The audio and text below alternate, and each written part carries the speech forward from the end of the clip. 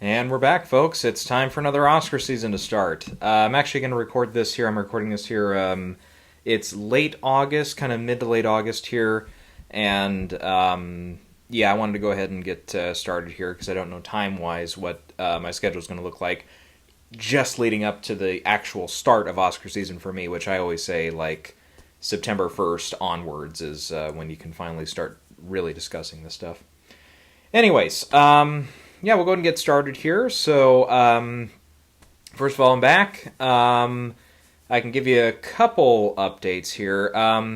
There is one thing I talked about right before the end of last Oscar season. There's a video series that I'm working on, which is coming slowly, a little slower than I would have hoped, but I do have, if I pull it up now, it'll probably start playing. So, just to kind of, I don't have anything like copyright on it, sound-wise. Picture-wise, I do. I'm just making sure I figure that part out before we post it or anything. But yeah, there's a little bit of a thing I'm working on there, and it's I've got like 8 minutes of it put together, and each video is probably going to range somewhere between 20 to 30 minutes, and there's going to be 5 totals. So yeah, so I've got a little ways to go on even that first one. And again, this is something I want to get the first one done, the second one done, probably the third one at least halfway done before I post the first one, just so I don't, kind of, post one and be like, okay, this is the first one, and then like 10 months later, like, okay, here's the second one. It's like, no, let's try to space it out a little bit there and try to do it in a way where it's, okay, we can get the first one out, and then hopefully in shorter order get the second one out. That's the idea of it, at least. So that's been something I'm working on. Otherwise, for those of you who follow me, otherwise I have a couple books out, and I do have the first draft done on my third book. I've got, well, let's see, I'm trying to think how far, like maybe 20% of the second draft done on it, but so far, not too many major changes. Just a few things I know I need to go back and add in, but otherwise that won't be so bad. But yep, so I'm working on that, and yeah, I guess that's really about all I have to say for now. Anyways, so for the Oscar season this year, of course, I like to kind of do it this way. We start out with a video like this one where we go into what films already out have a chance at landing an Oscar nomination or two, or maybe multiple. And we've definitely got a couple so far this year that I've seen that do have some shots here. And I've seen a lot more this year compared to last year. I think last year I only saw like 6 or 7 movies up to this point. This year I think I've seen almost, maybe not double that, but gosh, what am I at? I'm probably close to 9 or 10 so far this year, which is a lot better than it has been in recent years. Yeah, we kind of had a more full summer schedule this year for blockbusters and big distributor type films, which we did not really have consistently last year. And unfortunately, it looks like maybe that's a possible thing that's going to come back next year with the writer and actor strike, which I do want to briefly comment on here as well before we actually get started with what films out already have a shot and stuff. Just to say, I'm kind of pleading ignorance to actually following this closely and knowing the ins and out of every last thing about this strike. I don't, frankly, and I'm not going to try to preach about it or anything and say this needs to happen, that needs to happen. It's just not something I'm following that closely. But yeah, I just hope everything gets resolved with it and it all works out because, there was a few rumors there floating probably about a week or so into when SAG, that's the Actors Guild, Screen Actors Guild, by the way, when they kind of fully started picketing and stuff, that, okay, maybe Warner Brothers is looking at shifting Wonka and The Color Purple and Dune Part 2 and stuff, and we might not actually see them until sometime in 2024, which I was like, come on, guys, no, don't do that. Personally for myself, it's like, I don't know if because I think a lot of the problem was they were afraid because the actors aren't going to be promoting the film, they're not going to do as much business. And, I have to say, frankly, it's like, at this point, with the way that online media goes and stuff, do we really need that much massive boost from like talk show appearances and late night appearances and stuff. Look at what just happened with Barbenheimer. That thing was like all social media, all, that stuff. Nobody, from what I saw, nobody went on television promoting Barbenheimer. That was all a thing that happened over the internet and stuff, and the various social media channels. And look what happened. Both movies made an extraordinary amount of money. One could argue higher than they were projected by the box office analysts. So at least opening weekend, I think since then they've both gone on to do very well, of course. But almost when you combine them, they're sitting at like $2 billion right now, which is that's a pretty good result. I think both Universal and Warner Brothers are very, very happy with that result. But anyways. We'll get to Barbenheimer later because I've seen half of them. You can probably guess which one I did see, but anyways, so I guess I really don't have much else to say about the actual strike thing. I just hope it gets resolved, and it's hopefully not a repeat of the COVID year where it's like everything kind of felt like it was in flux for a while there, and it wasn't until things actually started happening that we're like, okay, I think we'll be all right here. So obviously between now and then, we've got a long ways to go. And again, hopefully a lot of things do get resolved and everybody walks away at least somewhat happy, or hopefully things get somewhat resolved by the time we're really kicking into high gear. Okay, so that being said, there actually was a version of this video I already shot, but my microphone was plugged in, it just wasn't hooked on. If you get what I mean. I had to switch the settings on my computer here, and I didn't do it, so it sounded more like it was like the onboard mic or whatever, which I forget where it is. It's like around here somewhere, but whatever. Doesn't matter. So it's like, yeah, it was okay. I probably went on a little too long about some stuff, so I'm trying to do a second version here that's hopefully a little quicker, a little more to the point, and because you know me, I can always go on and on and on. But we'll go ahead and get started here with the films I've already seen here in 2023. And do they have Oscar chances? And if I have seen them, I'll try to do like a recap of it as best I can without doing a full-fledged review. Good luck, right? I always say like, I want to do a quick review, and then we're here 20 minutes later, and I'm still talking about it. So we'll see what happens. Okay, first things first. Ant-Man and the Wasp: Quantumania. I think I did briefly touch on this because I saw it just at the tail end of the Oscar race last year. This is my least favorite of all the live-action Marvel films. And that includes all the television stuff I've seen as well. I have not seen Secret Invasion yet, which some people say is even worse than this. I've not seen She-Hulk, which again, another one is the people put at the bottom of the barrel. And I've not also seen Miss Marvel. The Moon Knight was the last one I saw, and I fucking loved Moon Knight. Moon Knight was awesome. And it's really a shame that, like, that one, and for example, it's like, nobody's really talking about that one, which is too bad. Because I personally thought that's even... compared to some of the films, that's like a top, if you do films and television for me with Marvel, that's like a top 15 for me, or maybe even a top 10. Like, it is way up there. I really thoroughly enjoyed it. But I did not for Ant-Man and the Wasp: Quantumania. It was kind of a mess. Felt like it leaned a little too hard into some of the more dramatic stuff, which, the Ant-Man films have always leaned more toward comedic. And here it's like, yeah, they try to be funny in some spots and it's okay.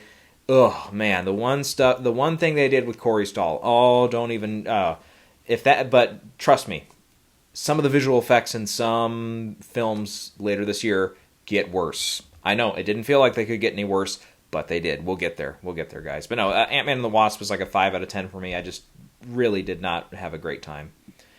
We'll go to another one. I've not seen this one, but I just have to mention it in case it does make something of a comeback, because the first Creed did, as we remember, get a nomination for Sylvester Stallone. Personally, I would have voted for it in some other categories if I had a ballot, but here we are.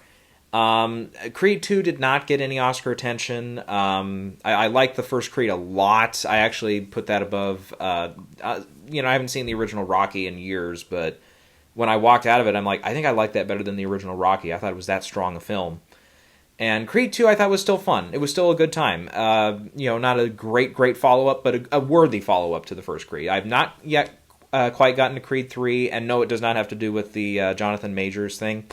I know some people started boycotting it later on, but that didn't get very much traction. And I guess he's still waiting a court date or something, so we're not 100% sure on that. And I'm sure Marvel's very shaky about that as well, because they're planning on him being a major villain here in a couple years. Well, not planning. They've already shot a lot of stuff with him. But no, for this one, though, I'm not sure if it's going to get much Oscar success since Creed 2 couldn't get anywhere. I don't know if there's an original song in this one or something, because, the Rocky 3, for example, got a song nomination for, of course, Eye of the Tiger, which makes sense. But, I'm not sure if this one's going to land anything, especially since Creed 2 just didn't fare very well with Oscar voters. Let's see, the next one we'll talk about here, if I can find it, is Air. And this one I did see in the theater. And Air, I had a really fun time with. This is an 8 out of 10 for me. I thought Ben Affleck did a really decent job directing this one. And as Phil Knight, it looked like he had a lot of fun. Matt Damon as Sonny also I thought was a pretty good performance from him. He kind of made this more than just I'm Matt Damon showing up in a movie. Carroll Shelby, I thought his performance in Ford v Ferrari as Carroll Shelby, it kind of did feel like a little bit of just Matt Damon with an accent, but here I got more out of it. I thought. I think this one felt like he put a little more into it. And the whole ensemble was good. I think Viola Davis does, if this film's going to get any nominations, I think Viola Davis is probably one of the better shots. It will be in the original screenplay category this year, which is, I think, the easier of the two categories to get into. I feel like a lot of our Best Picture front runners are going to be on the adapted side, like Killers of the Flower Moon, Oppenheimer, potentially Barbie. Some of those are all going to be on the adapted side. Color Purple is another one. Dune Part 2. I'm just trying to think of some other ones that are so far up on the Gold Derby list and stuff, which they started very early this year, Gold Derby. I was very shocked. It was like mid-July, and I'm like, wait, you can predict Gold Derby now for Oscars? I'm like, they usually don't start till like the first week of August at least, at the very earliest. But this was like 3 weeks prior to that. I'm like, holy crap. But anyways, again, my best bet right now is, Viola Davis will probably be the biggest get for the film if they can get any Oscar nominations, but we'll see. Generally, that was the thing with that. I thought, without going too far into it, I thought they did a really good job establishing like what Nike was about in the early 80s, up to 84, 85, where the film takes place. It was I thought it was a smart move not to show the face of Michael Jordan. Because it's always casting a major celebrity like that in a film. It can work or it can really not work. And I felt like, in this case, it probably was a smarter idea to do that. Let's see. Otherwise, I didn't really have, I guess, way too much else to add to that one. There's times where you feel like, okay, it would have been nice to dig a little bit deeper into some of the more specifics, but then again, I don't know shoes. I don't know the production of shoes, the manufacturing of shoes, so maybe it would have gotten too boring. But as is, I think they do enough to get you interested and pull you through. But it's not like the best film ever made, but it's certainly an easy watch. So 8 out of 10 for me. One other film that came out in early April that I did not see was the Super Mario Brothers movie. Growing up, I had Mario Kart 64. That was my biggest exposure to Mario. Still love playing that game if we can get it going. Otherwise, Super Mario 64 was another one that I played a little bit. I could never beat that stupid game. My brother and my mom are better gamers than I am, so I think they both beat it or came close to beating it. So you can talk to them if you want to about that. But no, I didn't see this one. It was clearly a huge box office hit, 1.3 billion, really exceeded expectations for box office haul and stuff. And I think it's still got a good shot at landing an animated feature nomination. I think one film that's out a little later, I think that's going to steamroll this category, but we'll get to that one soon. Otherwise, I don't know, again, if this one's got much of a chance in any other categories. Like, again, I don't think there's any original songs in this one. If there is, maybe it has a shot in that one, but that's really about it for that. Real quick, I'll just name check it in case something weird comes up with it. Beau is Afraid, because it's A24 and Ari Aster, even though his films have not really led to much some box office success, but not a lot of Oscar success. I'll name check that one, but I I don't know. I think Joaquin, I think he's going to have a much better shot at an acting nomination later this year with Napoleon. So, yeah. Next one I'll mention here is another one I did not see. That's Chevalier, which is kind of looks like it's a 18th century, one of those two setting, and looks like the only thing it maybe would play for is like a costume design or a production design. I'll name check it in case it does go the distance there. Because some of these early release films like this, if they've got like a shot in like one of those two design categories or a different tech category, then sometimes they stick around for some of the guilds, but they don't always land the full Oscar nomination. It doesn't quite get there. So yeah. All right, the next one I did see, and we can talk about a little bit, is Guardians of the Galaxy Volume 3. And just recapping the series here real quick. The first Guardians I saw, it came out just before I went to college, my freshman year.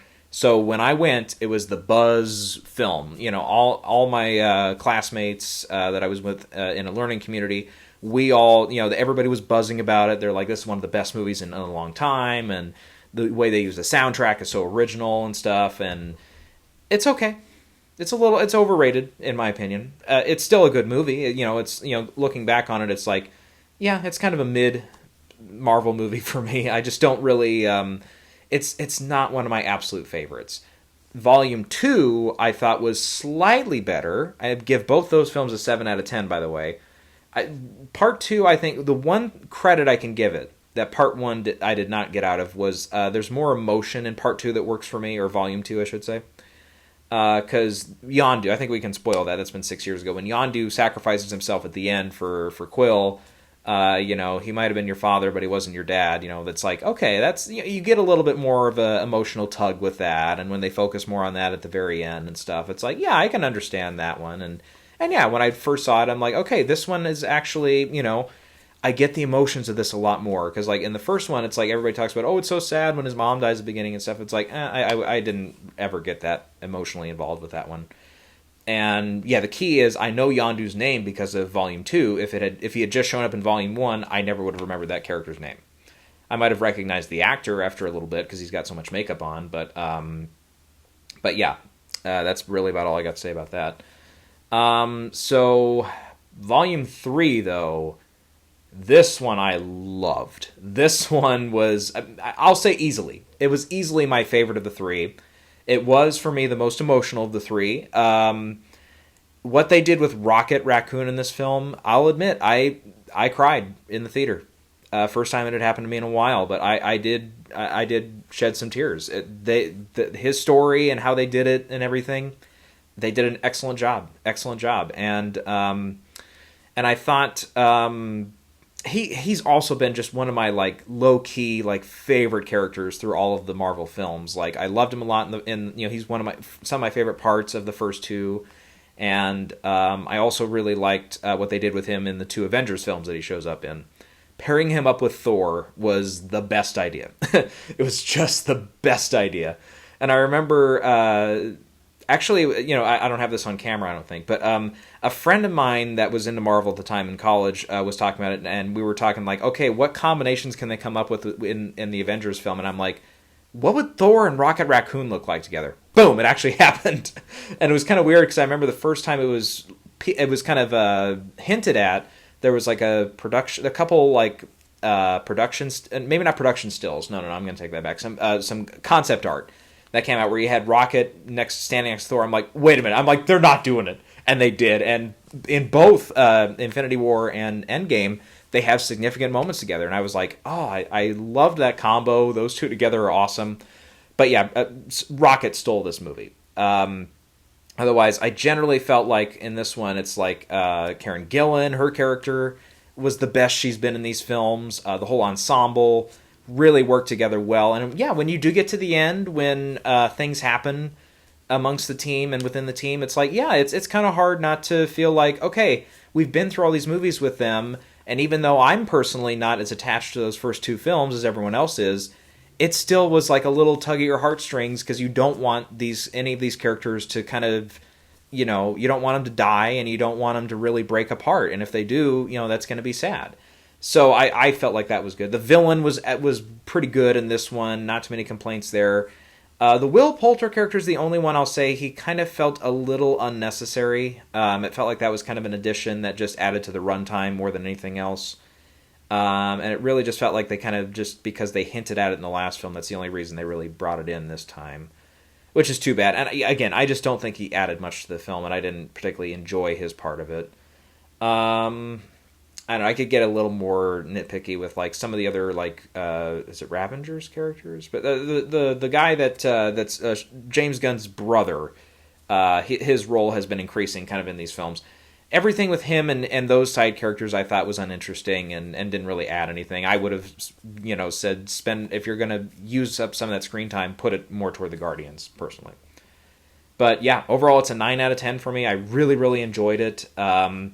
Yeah, so I don't really have all that many, I have some nitpicky things, but otherwise that's about it. And it's kind of funny because when they were talking about doing this one, it was James Gunn first, obviously he got fired by Disney because of old tweets and stuff. And then it was, they kind of slowly backtracked that, and then he came back to both direct this as well as provide the screenplay. But I thought it would have been a fair compromise to have him provide the screenplay and have someone else direct it, because I thought arguably Gunn's direction of the first two films was maybe what didn't do it for me in those first two, but I think he's improved as a filmmaker, and here we go with this one, and I thought he did a really good job. Though I'm very nervous about if we can give me like 30 seconds here. I'm very nervous about what he's going to do with Superman, because frankly DC has fucked Superman over so many times here in the last 10 years. I'm just not sure what to think of it. And personally, I don't think his directing style, and if he's going to add that style to Superman, I don't think that doesn't mesh. Superman, you have to take just a little bit more seriously. You can have fun elements. You go back to the Richard Donner film, kind of, with Superman 2. It's like, yeah, you can incorporate humor into it, but it just has to be the right kind of humor. And I felt like that mixed extremely well back in those first films. Those of you who know the history, you know what I'm talking about. But no, I don't know if I love that, but I do love the casting they've announced so far, with a relative unknown playing Superman who kind of does have a little bit of a likeness to Henry Cavill, and I just had her name and then it popped out. It's from Marvelous Miss Maisel.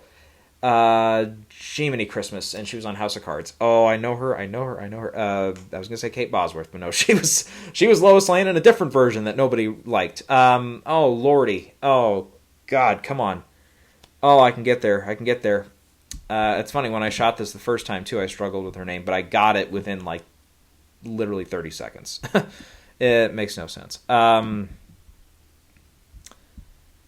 jeez, come on now. Oh, I know I can get there. It's like, I think I can find it here. Rachel Brosnahan, there you go. Oh, I knew I could get there. Rachel Brosnahan, yeah. She as Lois Lane, that is perfect casting. Absolutely perfect casting. That wouldn't have been a name that went right to my mind, but once they announced it, I'm like, duh, there's no better choice. Rachel Brosnahan is Lois Lane. That's exactly the right casting. So I'm like, good. That's a great choice. So yeah, I think that's that one. Just real quick, as far as that one's chances at the Oscars, I'll just, again, probably handicap it to the two awards that the other Guardians films have been in the mix for: visual effects and makeup and hairstyling. I feel like that's kind of about it. It could sneak into the sound category. I don't think it's going to be a player for like Best Picture or anything. No, it's not going to reach that high. Yeah, I feel like that's kind of where that one gets tapped out. All right, next one I'll mention is one I did not see, and I'm really burned out on these live action Disney remakes, The Little Mermaid. I'll just name it in case it does get in for like maybe an original song, possibly for visual effects, but yeah, I don't know. Yeah, I feel like I'm really burned out on a lot of these live action Disney remakes, so I'm kind of done with them. However, I am nowhere near close to done with Spider-Man, with the Spider-Verse films. And Spider-Man Across the Spider-Verse, I'll tell you what. I thought that this is, Across the Spider-Verse, this is currently my second favorite film of the year. It was my favorite film of the year for a little while. And yeah, I absolutely thought this was a tremendous achievement. Just recapping the first one, I'm still, I was a little wary, and I'm still not in love with the animation style. Sometimes it gets a little too flashy and a little too much for me, for my taste. But, and that's more criticism I had with the first film, because even after I was into it for a while, I'm like, I'm still not digging this animation style. Luckily, the story and the voice acting and stuff was so good in that first film that it overcame it, and I ended up not really having too many other issues. But now that we are onto our second film, and now that I'm know what we're going into this time as far as what the animation is going to look like and all that, I thought this one was absolutely great. And really, I really did not have that many complaints with it. It's 2 hours and 20 minutes for an animated film. That's pretty long. And I was a little worried because I saw it on a Tuesday, and there was quite a few. It looked like it was a pretty family, a lot of families in the audience there. But none of the kids were really bored, from what I could tell. I mean, you didn't have kids running up and down or going, having to go to the bathroom 4 or 5 times. None of that. They were locked in, which is good. And I thought the story on this was great. One thing though I'm a little worried about, because they leave this on a cliffhanger, so there's going to be a part 3. I'm really worried that they're reaching critical mass and that there's not really much room to grow from here, just as far as the number of characters that are involved in this. Because at one point in this film, I think it's in most of the trailers, so it's not a giveaway, there's at least 100 different iterations of Spider-Man that are on screen at about the same time. Somewhere around there in a couple shots, if you piece them together, then you get your 100 or whatever. And I feel like if they go past that in the next film, if they go to 500 different versions of Spider-Man, that's going to be overload. That's going to be way too much. It's going to, if they try to do an Avengers Endgame thing where it's it'll end up being too messy, I think. And I don't know if there's any way to really contain that. But I don't know if that's going to be exactly what happens here. I mean, from the looks of it, if you follow the end of this film, it looks like it might tend more toward, okay, this next one will be a little bit more small, a little smaller scale, we'll focus more on maybe 9 or 10 different iterations of Spider-Man versus 100, in this one. But even that being said, though, I really enjoyed, Miles Morales, of course, his version of Spider-Man was great. I'm still digging, Spider-Gwen is still one of my absolute favorites here, and we get a little more into her backstory and stuff in this one. She's actually the first Spider-Man we meet, and she's got the top 20 minutes of the film. And we learn a little bit more about her world and her relationships with other characters in her world and stuff, and all that stuff I thought was phenomenal. I thought they did a really great job with it. And it's still really intrigues me, and I think a Spider-Gwen movie, I think I would be in line to see that for sure. Otherwise, the Jake Johnson character, when they brought him back, that was nice. The villain was very interesting in this one. It was definitely a villain I hadn't heard of in Spider-Man, but now it's okay, that is a crazy villain, and how they did him was really cool. Oscar Isaac's version of Spider-Man was very, very interesting. He ends up kind of having a little bit of an antagonistic kind of thing. That's in the trailer, so it's not a giveaway. But, yeah, I just really did not have, any complaints with this one. I absolutely loved it. One thing, though, I love about this is the moral, the message that the movie has. And it's something that actually triggers back to the last live-action Spider-Man they did, which was No Way Home, I think. I lose track of all those titles. But No Way Home, that's the one where Tom Holland is up with Andrew Garfield and Tobey Maguire. Because the general moral of that one is Spider-Man is okay, I'm going to try to save everyone. Even the villains can be redeemed, and it's that thing. Because I feel like that's true to the Spider-Man character. And here, a very similar type of scenario comes up, and it opens up a big, ethical question.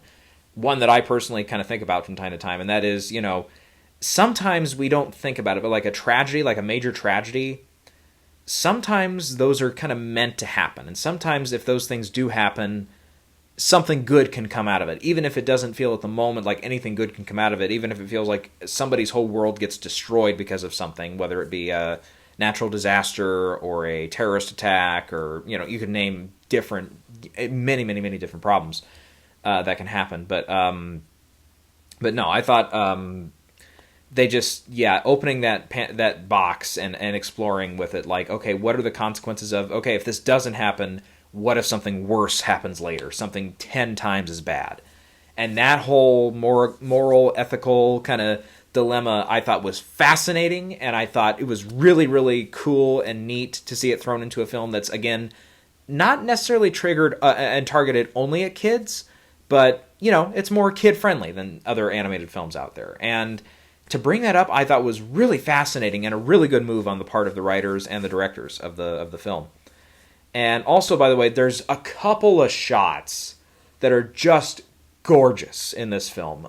There's one particular shot I remember where Spider-Gwen and Miles Morales are kind of hanging out, and they're at one point like hanging upside down or something. A couple of those shots are just so freaking gorgeous. I just literally sat back in the theater at that point. I'm like, oh my god. I'm like, this is beautiful to look at. And by that point, yeah, I was kind of immersed into the animation style. So at that point, I wasn't even distracted by it anymore. I was into it. So yeah. I really do not have like any quips or qualms at all with this one. This is an excellent film. If you didn't catch it in the theater, it should be out soon on disc and stuff. Absolutely see it. Even if you're not like, if you're an adult and you just don't like animated films, give this one a try, because the story will pull you through.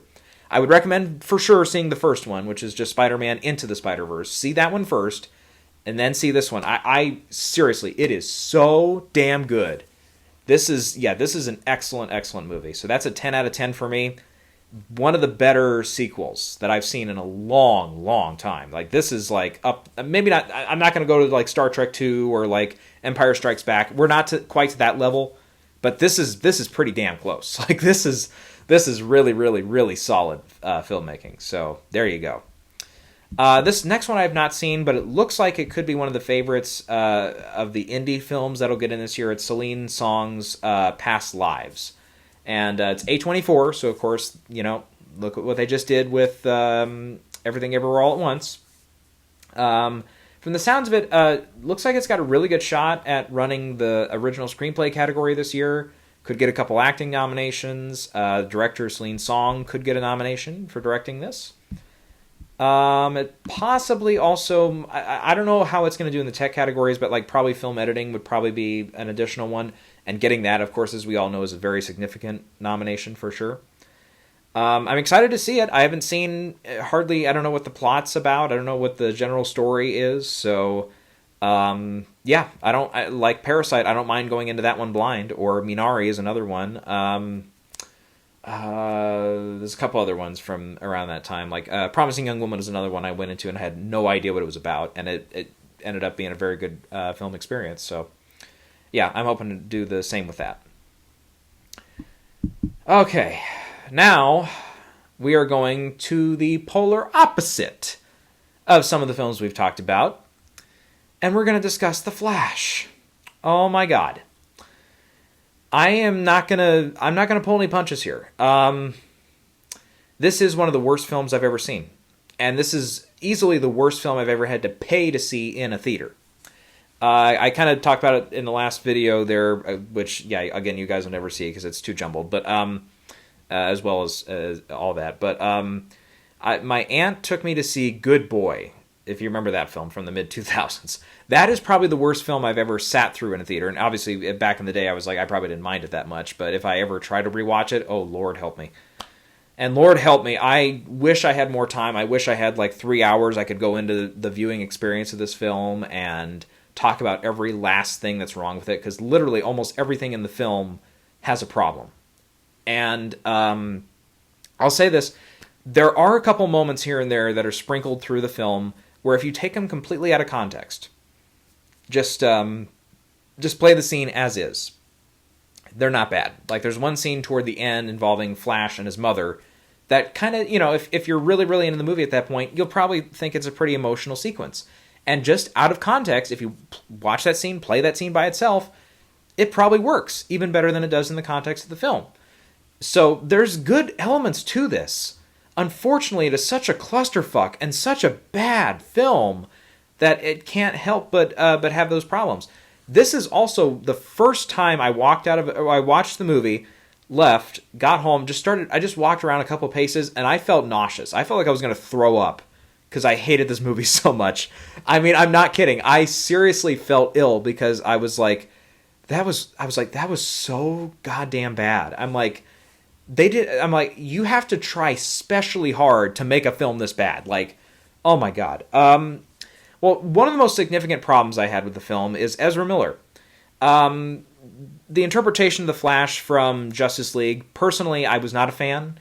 And it was one of those things where it's like, again, the reason I'm seeing this film, and again, Ezra Miller, you might not like this film, or you might not have seen the film because of, I was going to say his, but I guess they go by they, them, by their personal behaviors. I'll be kind on this. But, yeah, try not to be overly politically correct or anything. But I don't want to get in a firestorm, so whatever, I don't care. You know, their personal behavior and what they've done off camera and stuff, I mean, it's very troubling, of course. At the least, it's very troubling. Personally, yeah, I don't see how they have a career after this. It's just, there's just too much fire where there's, you know, where there's smoke there. But the interpretation of the Flash from even from the theatrical version of Justice League, which I've seen once and haven't seen again, was not good. So I really said I'm going to see this movie because I want to see Michael Keaton back. We'll get to him in a second. But, you know, just seeing Michael Keaton back as Batman, I said that's going to be worth the price of admission alone. So I was nervous because I'm like, but I've got the rest of the film is going to be the Flash. And the Flash character I really did not like in the last film. So unless they really changed it and they really did a different version of his character, which could turn out to be really good, this film is going to be, I'm going to have to like really struggle through those parts. And I really struggled through those parts. The Flash character is annoying and whining and nails on a chalkboard. And then there's a second version of the Flash that comes in who's younger and less mature. So you can only imagine having these two go back and forth for 90 fucking minutes in between all the other shit going on. Oh my god. This felt like, to make a comparison, you know, Gene Siskel walked out of Black Sheep, which is a film I've only seen a few minutes of, but I'm like, oh, I'm good. Here's the thing. I love Tommy Boy, but like Black Sheep I did not grow up with. Seeing that one, you know, from a later perspective, it looked like it was an awful garbage film. I can imagine, you know, the reaction he had to that is about what I had the reaction to this. And I was just really not having any good time at all. And then we get to Michael Keaton stuff. Then we get to the introduction of Batman. And without doing the full history lesson, I love Michael Keaton's version of Batman. He is my Batman. I feel like that's the one I grew up with. That's the first exposure I had to the character. Well, I think. I mean, one other thing I can say is my late grandmother, and I used to rent Batman Forever at the gas station back when you could rent videotapes from gas stations, AO 90s. And yeah, we had a ball with that one. And still to this day, I get some nostalgic feels for that one. Even though I do recognize it's not all that good a film. It's still got good elements in it. Without going into it, I can just say, if you think about it, Batman Forever is actually the darkest of the original films thematically. Not visually, definitely not. But no, thematically, it's all about revenge, and it's all about, past sins and stuff. And it's like, yeah, a lot of that is, like, 3 of the main characters are motivated by revenge. It's like, that's pretty dark stuff compared to, say, the Penguin who wants to run for mayor in the second film. But whatever. We don't want to get here too long and too far into the weeds with this. But I gotta say, when they introduce Michael Keaton and they show his version of Batman, or even just his version of Bruce Wayne, I thought it was a fucking joke. I'm like, are you joking me right now? No, that's not Bruce Wayne. That's not Bruce Wayne. And the movie tries to have its cake and eat it too by saying, okay, this is Bruce Wayne, but it's a different version of Bruce Wayne, and it's not the same as what he was in the other films. But it's like, well, you advertised it as Michael Keaton. Everybody's going to think it's him from the first 2 films. That's bullshit. And there's even little winks and nods to moments from the first couple films, repeated lines, and you're like, oh, fuck you. You fucking fucks. How fucking dare you? But yeah, his introduction scene, how they introduced him, I was like, you're fucking kidding me. I seriously, I said out loud, luckily there was only like 6 other people in the theater, so nobody was around me to get annoyed, but I said it, I'm like, that's not Batman. And I was very close to actually standing up and walking out of the theater and just leaving. And in retrospect, I wish I had. That's a lot of time I could have gotten back, because he's not introduced until almost halfway through. And yeah, there's some sequences later on in the film that I'm sure people are like, well, you had to have loved seeing this on the big screen and stuff. And it's, some of it's spoiler territory, so we won't go into it. But I don't know. I would have been fine seeing them on a YouTube screen a few months later. I wouldn't have lost any sleep over it. Yeah. So yeah, yeah, they did Michael Keaton dirty in this, and that's one sin you definitely do not live with. No, it's garbage. It's absolute garbage.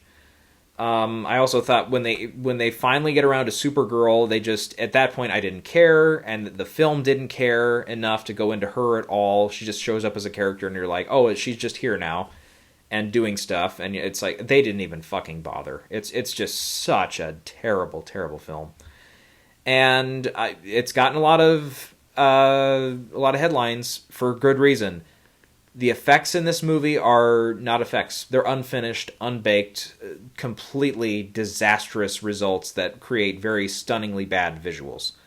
They're just awful. They're just garbage. My lord, just the opening scene alone, the opening kind of set piece. Oh, I was seriously, I was looking around like, okay, I'm not the only one seeing this shit, right? Like, I'm not an edible person, but I'm like, I swear they had to have screwed with this somehow. Like, one of the lenses off the projector is off or something. I'm like, this cannot be the finished product for these visual effects. Oh my god, it's garbage. It's total garbage. Yeah, and a lot of the humor in the film did not work for me. None of the action scenes in particular really stand out. Yeah. This was a miserable fucking experience, and part of me almost wants to watch it again just to make sure I wasn't just having a really off day or something. Not that I was having like a really, like, I was like, I didn't walk into the theater like pissed off because something else had happened in the day that pissed me off or anything. I was just like, maybe I just totally saw this wrong. It was such a negative, harsh reaction that I had. I'm like, maybe I missed something. Maybe there is something here. Whenever that day comes, it's not anytime soon, I can tell you that.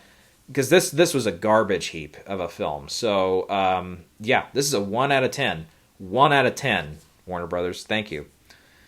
Moving on to Elemental, I did not see this one, and it looked like it was along with The Flash and a couple other films that came out this summer. It looked like it was going to be a big money loser, but the offshore markets really kicked in strong for the film, so I think they're fine on that. And this one, I think, because you got Spider-Man Across the Spider-Verse in there, and that's going to be I think that's going to be a huge player for obviously for animated feature. And I think it's got a shot even at Best Picture, by the way. Circling back to that one for a second.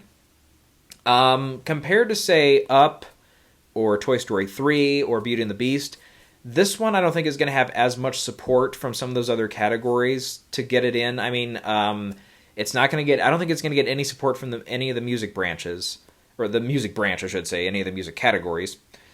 Screenplay is going to be tough. It's in the adapted, and again, adapted is the category this year that's very, very tough to whittle down. Compare that to last year, they nominated Top Fucking Gun. Yeah, we don't need to get into that again. But, yeah, really the sound category is about the only other place it can land. So it can get sound, animated feature, picture. And, like, that could be tough. That could be tough to pull off. We'll have to see how really tough it gets in the picture category, but we'll see. But as far as Elemental, yeah, I feel like that one, yeah, you've got animated feature. Thomas Newman did the score, and of course, Newman, he's, aside from 1917, he hasn't been nominated since then. Yeah, I don't think he's had too many films out that he's scored, but that's it. Little Things. I think he made the short list for that, but that we knew that one wasn't probably going to get in for score.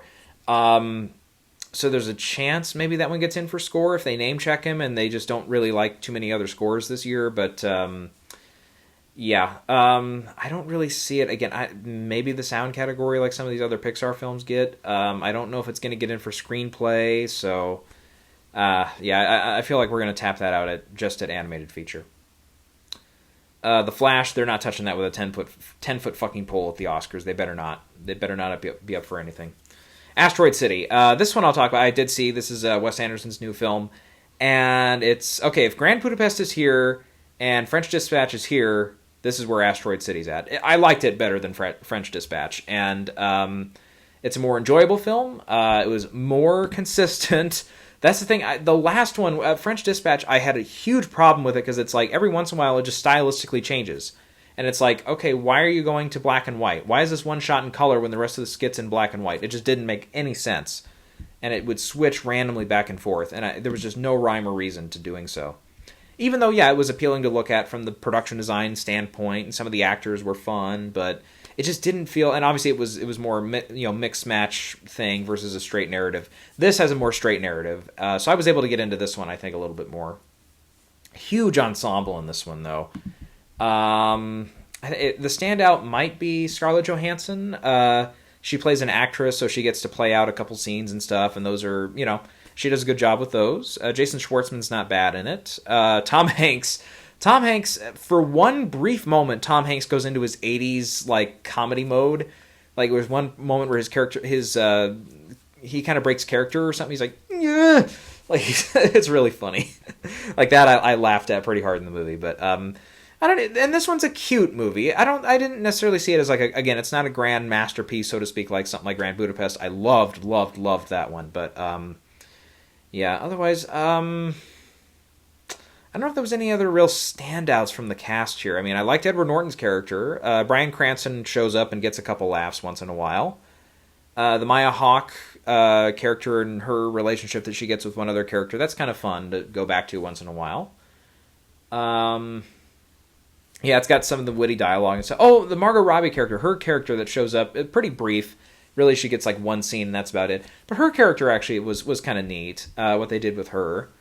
And, yeah, so the thing is with the Oscars on this one, I don't know. I don't think, even though original screenplay is going to be a little bit easier to get into, I don't know if this one's going to make the cut. I don't know. I just don't think it's that strong a script.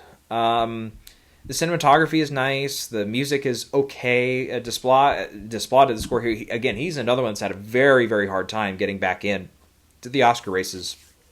I think, Little Women was the last one he got nominated for. He couldn't get in for Pinocchio. He couldn't get in for Midnight Sky. And I think there was one other one that he missed on as well. But yeah, he's really been struggling with that music category lately.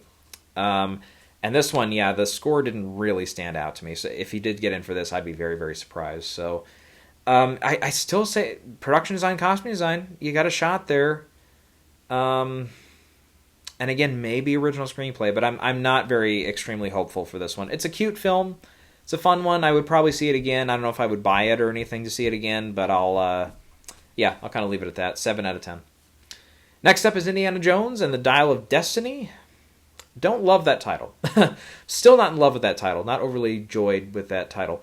This one's a 5 out of 10 for me. I didn't particularly care for this one, and which is too bad because James Mangold has kind of been on a roll lately with Logan and Ford v Ferrari, especially for me. Ford v Ferrari, I thought that was a great, great film. But in retrospect, it's kind of hard. It's not really hard to see why this one in particular has struggled with audiences, because how many of us were really hankering for another Indiana Jones film? Yeah. And how many people, just generally speaking, love to see 80-year-olds in your lead action star? It's it just doesn't happen very much. And for what it's worth, I thought Harrison Ford did the best he could with the role. But again, at this point in his career, it's he's not going to be doing Tom Cruise level stunts. He's not going to be swinging around on the whip and stuff like he was in Temple of Doom or Raiders or anything. It's just that time has passed, and unfortunately, I think this film is more focused on trying to bring back that those good memories and stuff, and just really that's about all it can accomplish. But even then, it's probably the best part of the film for me was when we get toward the start of the third act and they go down into a cavern area or something. It's okay, now then they're crossing wooden bridges. I'm that's Indiana Jones. I'm the adventure spirit kind of kicks in for a minute there.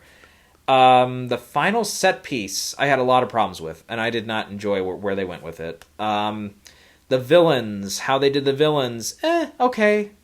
It's all right. Not great, but okay. Phoebe Waller-Bridge's character, kind of annoying. Not as bad as Willie Scott or Short Round. I'm sorry. I know Key. I love him a lot more in Goonies than Short Round. Kind of gets on my nerves once in a while in Temple of Doom. But yeah, I don't know. Again, if we had more time, I can get into The first Raiders is one of my 2 favorite films of all time. I put the original Star Wars and Raiders of the Lost Ark, or just Raiders. I just call it Raiders because that's cool to call it Raiders.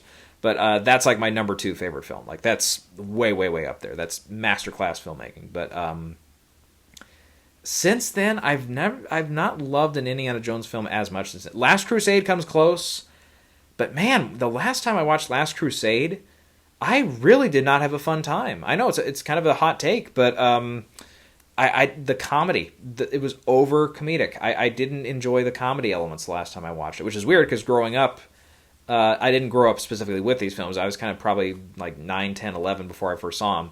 But yeah, the original Raiders I loved, and Last Crusade I really, really liked and almost got up to the same level. But Temple of Doom, yeah, and King of the Crystal Skull, meh.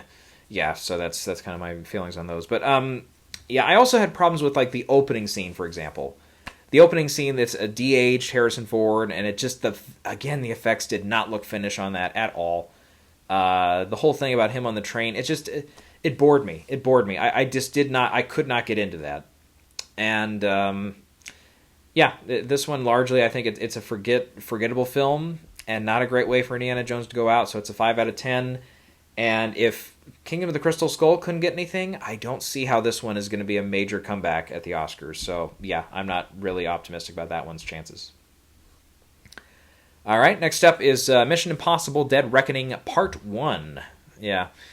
And this one, I guess, in retrospect, it makes sense why this one has also kind of had some box office difficulty, because Part 1 movies typically don't do extremely, extremely well at the box office. I mean, probably Avengers Infinity War is the exception, but even then, it's like it didn't go out and straight out say, we're doing Part 1 with that one, which was probably the smart move. Because I believe they were originally going to do that, but then they changed it.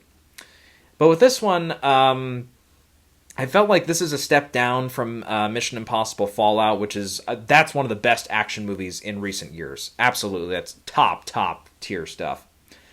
And I thought Tom Cruise, stunt-wise in this one, the motorcycle thing off the cliff, that was really neat, but otherwise the stunts in this one didn't wow me as much. The action scenes didn't wow me as much. There's the one Rome car chase, which everybody was just couldn't shut up about. Everybody's like, that I'd heard, they're like, oh, it's one of the best car chases in recent years.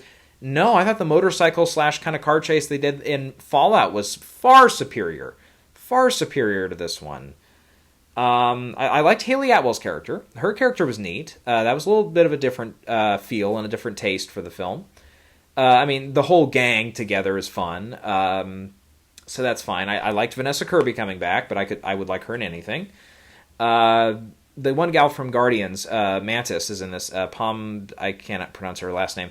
Her character, I felt they did a little bit more with her than I thought they would have, because she wasn't really in as much of the marketing, and I'm like, well, she's kind of a, not big name, but, she's a sizable name in this. I thought, well, maybe she only shows up for a little bit and then she's done, but I won't spoil how much of the film she's in, but yeah. Henry Czerny coming back was kind of interesting, and because he was only in the first one, I believe, and I really picked up on this series from Ghost Protocol onwards. So it's like Ghost Protocol was like 9 out of 10 for me, then Rogue Nation was like an 8, Fallout was a 10, and then we're back to an 8 with this one for me, 8 out of 10. I'm interested to see what happens with Part 2, but one of my criticisms with this was the bad guy in this that Tom Cruise goes up against for the most part in the film. Maybe I missed a line of dialogue, or just wasn't mixed well, or the theater I was in, I just couldn't understand it, but I couldn't recall. There's no reason why this particular villain is not, because he's not acting of his own free will. To do everything he does in the film is not of his own free will. He's acting on the behalf of something else, and I won't spoil what the other thing is, but he's acting on behalf of this other thing. And they don't really explain why. It's like, why are you not going, why is this, it's against your free will, but you're doing that. It's like, is there a reason why? They just never really, like, full circle came up with a reason for that. And I realize it is a Part 1 thing, so it's probably something they will go into in Part 2.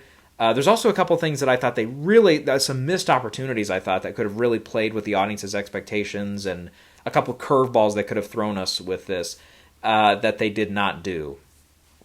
In particular, there's one thing that happens toward the beginning that I thought, oh, wait a minute, it's going to be this, and it didn't turn out to be that, but it turned out to be something a little more simple, but I was like, that would have been damn cool if they had done it that way. Because just the way it was shot and stuff, it made it look like, oh, wait a minute, something doesn't look right, and I thought it was intentional, but it turns out it was not intentional, so yeah, weird, but anyways. Yeah, it's an 8 out of 10 for me. And for whatever reason, the Oscars have ignored these movies like the plague, so I don't see this one breaking through and all of a sudden getting like 9 or 10 nominations or anything. It's just not going to happen. Okay, we're down to last 3 movies we'll talk about. And the first one is Barbenheimer. We'll start with Barbie. We'll start with Barbie first. And I have not seen Barbie yet. As a straight white male, I'm not going to pay to see the movie in theaters. I just can't. Just my cred. Some of my cred would shoot down in some people's eyes. I'm sorry, but yeah. And maybe if I was on a date with somebody and they wanted to go see it, okay, I would bear and grin it then. But yeah. But as is though, with Greta Gerwig and Noah Baumbach doing the script, Greta also directing the film, I felt like once they had kind of gotten that assembled and then they figured out what it was going to be from there, I'm like, this might turn out to be good. We name checked it last spring or winter or whatever when the Oscars wrapped up. I'm like, look out, this one might be a surprise contender, or, it might do something. Man, this one, it looks like Best Picture's on the table, Best Director's on the table for Greta Gerwig, Best Actress is on the table for Margot Robbie. Ryan Gosling, for some reason, is getting a lot of votes in supporting actor, which, by the way, he looks like he's having the time of his life in the movie, so good for him. Screenplays on the table. Some production design and costume design are definitely on the table. I don't know if visual effects is on the table. I haven't heard very many people talk about its possibilities in visual effects, but man, that's actually quite a few categories when you look at it that are at least on the table for this. Maybe not guaranteed, but certainly are going to be in play. And I see this one, if it does really well at the Globes and kind of can catapult from there. Possibly even a SAG Ensemble nomination for this. Yep, you heard it here first. Possibly a SAG Ensemble nomination for this. Which, by the way, Asteroid City, I think, does also stand a decent shot at getting an ensemble nomination too, just because there's so many damn people in that movie. But yeah, this would not shock me at all if SAG really went heavy for this one. Yeah, it just feels like one of those ones that could happen. So yeah, and yeah, for everything I've heard has been, for the most part, really, really good. I think, what's his name? Ben Shapiro didn't like it, but doesn't surprise me, because I'm sure he wouldn't normally like a Greta Gerwig film to begin with, just from his political standpoint and stuff. But otherwise, yeah, he was probably the biggest person I've heard that had a negative opinion on the film. But generally, yeah, it sounded like a lot of people have really, really liked it. A couple friends of mine have seen it, and they really enjoyed it. One of them even admitted they cried a couple times during it, so I'm like, okay, works for them. Yeah, so I don't know. Again, I probably will. I will see it. I'll just wait till it's out on disc or something, and then I'll see it. But yeah, I think it's gonna hang around. I don't have it in right now for Best Picture, but I think it's like right on like that 11, 12, 13 mark. It's right about there. I really want to see if it can hang with, because like getting a couple Globe nominations shouldn't be a problem, but if it can get a couple things at SAG, that's really where I think that's where that.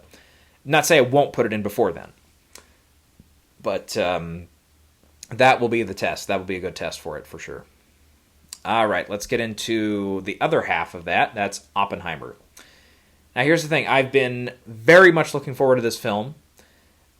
Christopher Nolan, I thought when they, just even before they announced him doing this film, or before he said he was going to do this film, I thought Manhattan Project and Christopher Nolan go together like bread and butter. Kind of like with David Fincher with Gone Girl, just the way those two things, they just came together naturally. I thought this was surprising. I thought this was one of those. I thought Alfonso Cuarón and also Steven Spielberg, of course, would be some natural choices for this as well. But yeah, Alfonso Cuarón is one of those kind of doesn't feel like a natural name to come to mind, but it's like, for whatever reason, once I thought about that, I'm like, damn, he can do a really good job with a movie like this, I thought. But Nolan, though, I thought, yeah, he was definitely a great choice as well to do this. And, yeah, I don't... one other thing, though. Kind of like The Flash, when I left the movie theater on this one, I was pretty nauseous. But that's because it's not 100% confirmed, but I believe I had food poisoning the same day I saw this. So to say that I had a struggle in the theater with this, it was not with the film. Not this time. No, this was, I got home and I was throwing up. I was like, yeah, I had bad food poisoning. So I think, again, not 100% confirmed, but I'm blaming it on that. So once we got a little bit past the 2 hour mark, I was kind of like, I was getting a little antsy in my seat because I'm like, oh God, I don't feel good. But that's a story that we don't need to go TMI there. But this is now my favorite film of the year, Oppenheimer. This is not just my favorite film of the year. This film is going to stick around. I'm going to rewatch this film several times once I have the opportunity to. I might even go back to the theater to see this one again. It's that damn good. And I can say with this, I knew a little bit of the story going into it because years ago for a school project I had to watch this is back when History Channel actually showed historical things, not just Bigfoot and Pawn Stars.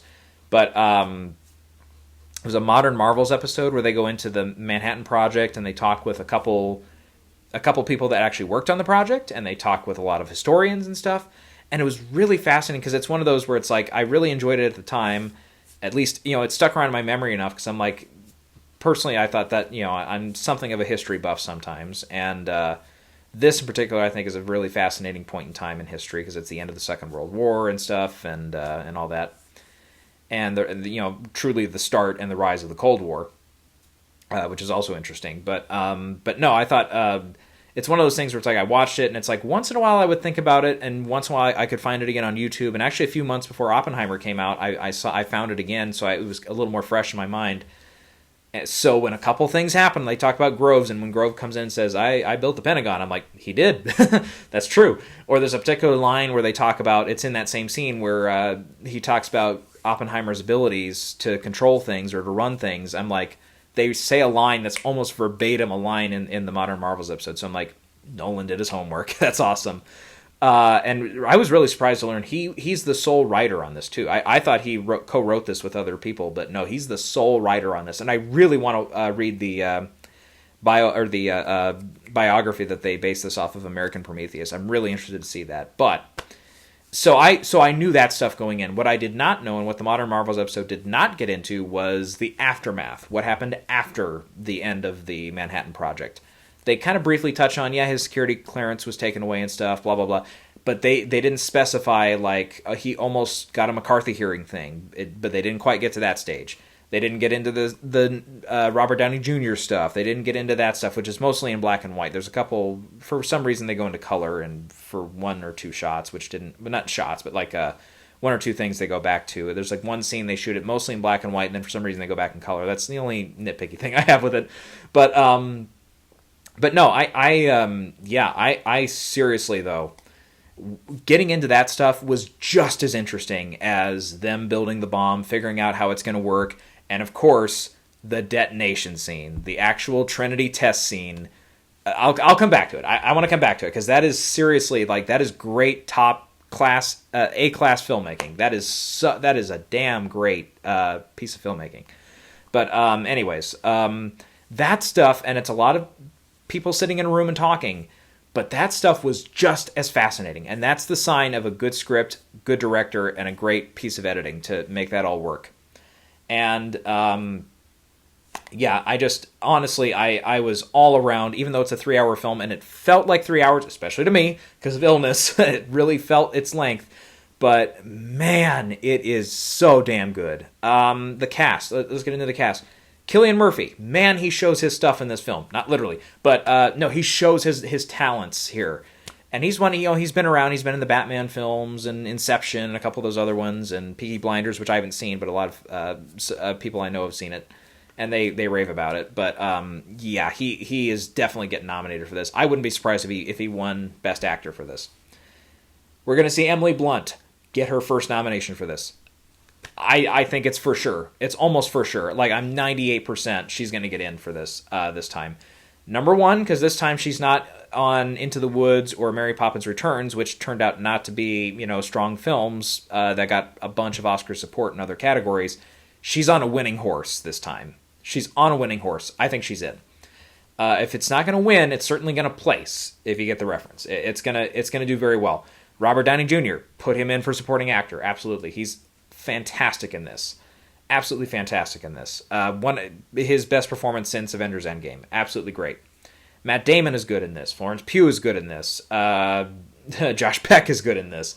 Alden Ehrenreich is good in this. Kenneth Branagh in his 2 scenes. He's great in this. God, it's like that whole supporting cast, and there's so many people in this movie. Jason Clarke is excellent in this, in his part. Tom Conti as Albert Einstein was really good. Benny Safdie as Edward Teller, who's a prick. I hate that guy because his real life stuff. He's good in this. Dane DeHaan, who I hadn't seen in a long time, he shows up in this, and his character is kind of interesting. David Krumholtz, I did not even know it was him, but his character was really well done, like really well written, and he's actually a more significant part, even though he's not really high on the credits list or anything. But yeah, there's one actor who shows up kind of late in the film, and it's makeup, but once you know who it is, it's like, oh, that's who it is. He plays a presidential role, but yeah, that was surprisingly a really strong little one, basically an extended cameo. But that was surprisingly, even then I was like, damn, he's good. I mean, obviously he's a great actor, but yeah, it's like, I'm like, damn, they even got him for this. That's crazy. Yeah, so I seriously though, I'm looking at this, I'm like, this is probably a double-digit nominee film. It's in for picture. I think Nolan gets directing, and this might be just because he's been around for so long and stuff, this might be his moment. I can easily see him walking away with at least Best Director here. Even if Oppenheimer can't quite pull it for Best Picture, yeah, I think if anything, if you have to pick, if it's only gonna win picture or director. I think director's the stronger bet. Cillian Murphy's in, Emily Blunt's in, Robert Downey Jr. is in, the script is in, cinematography, I think it should be in for sure this time. Hoyte van Hoytema? I think I nailed it this time. Yeah, that's it. Switching from black and white, which this, and by the way, some of the black and white stuff that shows up briefly in Asteroid City, very good use of black and white. It legit looks like they shot it back in the time that it's set. Both of those films, I think, did a tremendous job with that. So we're up to 7. Film editing, it's in for. Score, it's going to be in for. Sound, it's going to be in for. It might even win that category. Even though it's not super high, visual effects. I think visual effects, it's going to be like Top Gun Maverick. I think it's going to get a nomination there. I feel like I'm forgetting a couple here. Production design, costume design. I think they're in play. They're certainly in play. There's no original song with this, so that's the only other one I can think of category-wise. Makeup. I think it'll get in for makeup, because here's another thing, too. I have been, a pet peeve of mine in filmmaking is if you don't do the makeup and you don't do aging very well. This does it very, very well. Also, just the casting as far as like people who actually look like their real-life counterparts, excellent. Just excellent. Cillian Murphy, he passes as Oppenheimer. Emily Blunt kind of does look like Kitty Oppenheimer. Matt Damon, I struggle a little bit more because Leslie Groves is a little bit more of a rotund man, a little flabbier. So that one I struggled with a little bit. But yeah, if you look up a picture of Louis Strauss, he kind of looks a little bit like Robert Downey Jr. A little bit. You see enough of a likeness, it passes. Josh Hartnett looks exactly like his guy. Benny Safdie looks a lot like Edward Teller for sure. We mentioned Tom Conti, spot on, looks exactly like Einstein. Yeah, it's just, they just do such a damn good job with all this. Yeah, it's like, literally, it's like, I can't picture otherwise how this one would have been better. This is, not only is this the best Nolan film since Inception, I think this is better than Inception. Yeah, I went there. I think it's better than Inception. I think this is his best film to date. And it couldn't have come at a better time, because I felt like for me personally, Dark Knight Rises, since then, Nolan has kind of slowly been declining. Interstellar I had problems with, Dunkirk I had problems with, Tenet I did not like. But now we're way back up at the top of the mountain again, and good for Christopher Nolan. I hope this is his moment. I hope he can get some Oscar love for this one, because he's due. Yeah, and I really, at this point early on, I can say this, because of the Barbenheimer stuff, I feel like that ticks a lot of boxes for some of the younger Oscar voters. It's like, yep, they actually are paying attention to this one. It's not just a boring biopic film versus something like Darkest Hour or Foxcatcher. I don't know. I'm just naming a couple, biopics from a few years back. Selma, for example, might not have been one that some gravitated toward. I'm just naming biopics at this point. So yeah. So that ticks a box. It does tick a box, I'm sure, with those steak eater voters. So that's like the tech category voters. the older Academy voters, some of them were actually born and alive while some of these events were actually happening, so it'll probably appeal to them. Yeah, I feel like this is going to go over extremely well with the Academy. Yeah, even though it's out early, even though it's probably going to come out as the front runner and it's going to have that target on its back the same way Fableman's did last year, the same way that Power of the Dog eventually got a target on its back a couple years ago, or Nomadland kind of stuck it. They kind of stuck around. 1917 and The Irishman both had targets on their back at one point in 2019, and both of them ended up losing. So we'll see. We'll see. But, man, if this race was started and ending today, obviously we haven't seen the rest of the Oscar contenders, so that's not really fair. Yeah, I would still say this is going to be very hard to top. I loved it, 10 out of 10, and I think it's going to be a huge player this year. Probably one of the more nominated films, if not the most nominated film. And we'll end off with one I've not seen as well. That's Teenage Mutant Ninja Turtles Mutant Mayhem. I had to read the whole title there because I didn't know it off the top of my head. But I had one of my cousins grew up, and they were more of a turtle head than I was. So I can't even... I can maybe name Donatello, Leonardo... Yeah, I give up. Donatello and Spartacus? Fuck, I don't know. Fuck, I know. Whatever. If you give me like 10 minutes, I can probably come up with them. But Raphael. There you go. I did it. I can come up with Raphael before I can Rachel Brosnahan. Yeah, that's how my brain works sometimes. But yeah. And again, just the reviews were really good on this, which was a little surprising for me. You know, a lot of people said, "Oh, it felt like they were kind of doing a version of Into the Spider-Verse for this, just with Teenage Mutant Ninja Turtles this time instead of Spider-Man." But yeah, the reviews were good, so I think it'll at least be in play for animated feature. But I don't know, especially Spider-Man is going to be way ahead of it for sure in that class. Elementals I see getting in before that one. Mario I definitely see getting in before that. And we will see if possibly oh shoot, I had his name there for a minute. Oh God, come on, Princess Mononoke. That guy, his Hayao Miyazaki, I think that sounds right. I might not be pronouncing it correctly, but yeah, Miyazaki. Yeah, I think that's what I said. Is that what I said? But yeah, Miyazaki, his new film might be ready to go, and it might play just in time to qualify this year. So if he has one out, yeah, I think that one will be in play for sure, and that'll probably get nominated over something like Mutant Mayhem or whatever the hell that one was again. Yeah, Mutant Mayhem. Yeah, that's the subtitle at least. But yeah, I think there'll be a few films that come ahead of it, but I'll name check it in case it does stick around. But again, you've got Aardman has one out as well this year with Chicken Run, the sequel to Chicken Run. So I think that has a much better shot right now. So yeah, we'll see. Yeah, so I feel like that's most everything that's already out. That has at least something of a shot, or at least they were films I could review and get my feelings off my chest.